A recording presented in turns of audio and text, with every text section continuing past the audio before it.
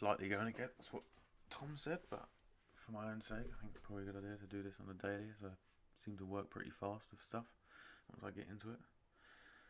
Didn't end up doing it in Ableton.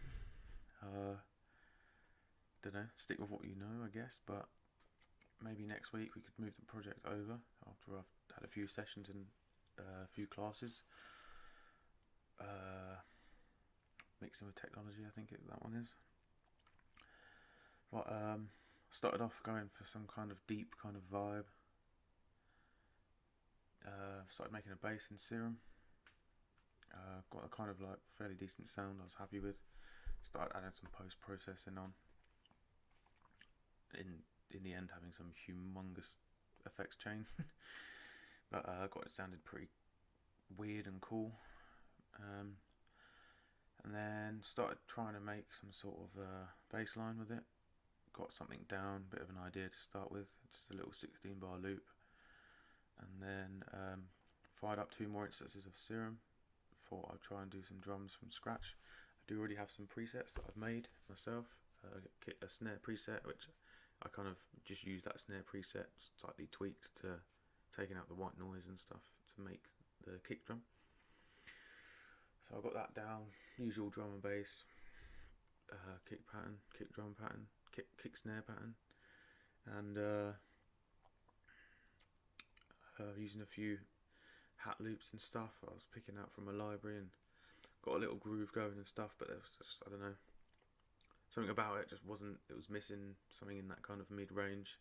I think the snare was a little bit too thin, so I started thinking about layering some stuff, started layering some different snares and different kick drums with my Serum made ones. Still wasn't really, it was kind of just, well, with drum and bass it needs to have punchy in your face drums, and it just kind of didn't have that. So I started looking for a drum break. I recently purchased a sample pack by an artist, and had this quite nice one that's pretty universally used drum break and drum and bass. As you know, it's like drum and bass is sampled old old funk breaks and stuff like that, like sped up. So it was just a nice clean, well-made sample drum break. So I just layered that with my Serum made stuff, and it was a game changer. Added so much more energy, and so because of that, I felt like the deeper kind of low bass didn't really fit and work. So I just hopped back into Serum, started making something else. Went for, like, traditionally in drum and bass, like, well, not traditionally, but a lot of times you'll notice there's using LFOs or some sort of movement on the bass or synth sound. It's usually in triplets, like quarter note triplets. It's very common. So I figured I'd have a little play with that. There's a few tunes that I like already that use that similar kind of style. Very high energy, kind of almost jump up kind of style, but a bit dance floor as well. If you don't listen to drum and bass, I don't know if you know what I mean by that, but yeah. But basically, yeah, just made a lot of movement, quite high pitched, kind of almost like I don't even know how to explain it, wompy kind of bass-ish. And then it just all came together. Wrote another bass line with that, and then actually incorporated the old bass sound for in the sense of like a question and answer kind of situation.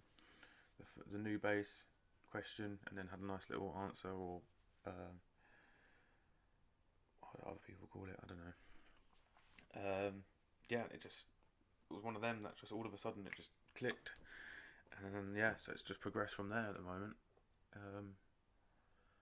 I've extended the 16 bar loop out now, worked on that a bit, done a little bit of mixing, trying to get it sounding nice just in the 16 bar loop. I tend to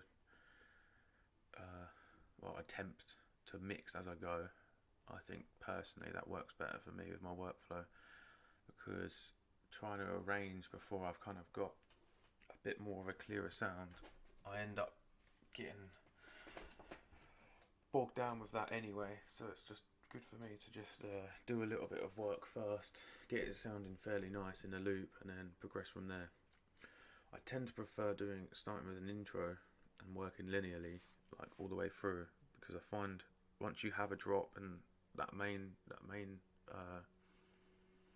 main part, it's quite hard to work backwards and build an intro and a build up that works with that. But I've done it this way, so had a little bit of a play, brought in some atmosphere sounds for an intro. Just the main bass synth sound, I've just like low passed and high passed it, so there's just a little bit of mid coming through, and they both open up till the drop, through the build up with some rises and a kick drum roll. Sounding a bit, it doesn't have much oomph at the moment, the build up, but it's still obviously a work in progress. Managed to extend through into so now I've got 64 bars of a main body of track. Obviously with drum and bass arrangement's a little bit different. Don't obviously have like your choruses and verses and whatnot. It's kind of just build up, drop, 32 bars, switch, change up a little bit, another 32 bar, and then back into the breakdown.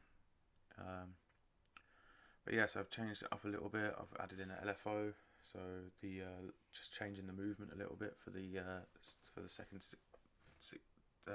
32 of the body, and then the end of that, say last 16 of that, I've switched the basses around so that the deeper bass comes in with the same pattern as the first one, but it's now the question, whereas the first bass is now the answer. And a call and response, that's what I was trying to think of. Yeah, that's kind of just where I'm at the moment. I figured vlog this down because I'm terrible at writing things down, and I want to keep track of this. Maybe watch back on these and shorten it all down at some point. Cool.